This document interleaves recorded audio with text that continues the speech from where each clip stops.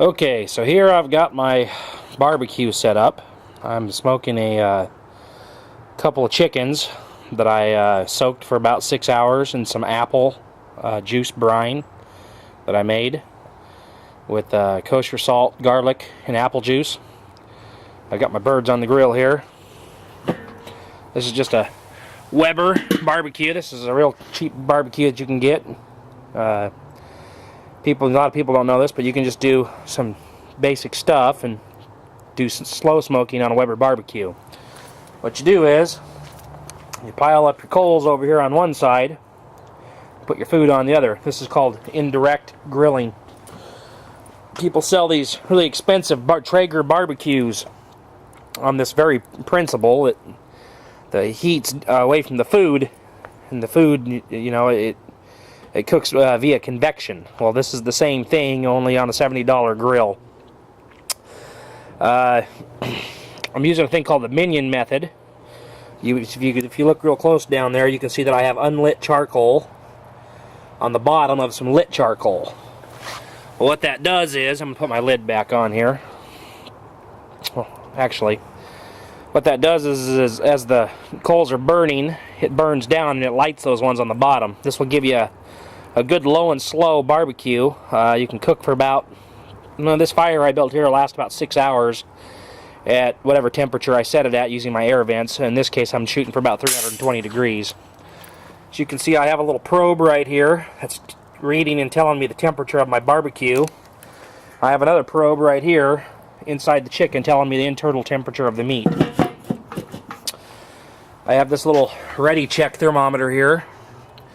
It tells me those two things, and I also have here in my hand a remote control receiver that I can take with me anywhere I want, up to 300 feet away, and it will give me an accurate readout of the temperature of my food and the temperature of my barbecue. So I can keep a good close eye on it, because when you're doing a low and slow smoke, you definitely don't want, to get your barbecue to get hot and burn the food on the outside, and to be raw on the inside. The big key here, it's just you control your heat with your air vents, and I never close my top vent more than about halfway, ever. I never shut it down any further than that. My bottom one, if you take a look here, is about probably a quarter of the way open or so. And the other key that I found when using the minion method to get the temperature where you want it is on my Weber, at least here in Portland, Oregon, the ambient temperature of the air outside and the humidity and yada yada yada will mess with all the temperatures. Depending on where you're at in the world. But here in Portland, I've found that I take my chimney starter here, I fill it about halfway up with charcoal. I dump that in there for the bottom, the unlit charcoal portion. I fill it up here to about that first dot, and I light it, and that's what I put on top.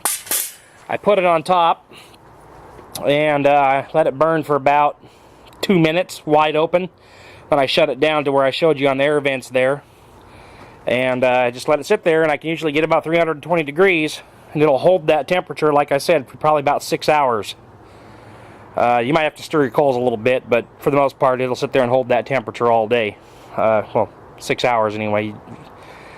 The only thing you're going to smoke that's going to take more than 6 hours is like pork shoulders and stuff like that, but even then, unless it's a huge one, you should be able to get it done in 6 hours.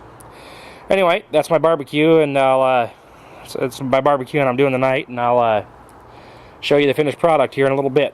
All right, later.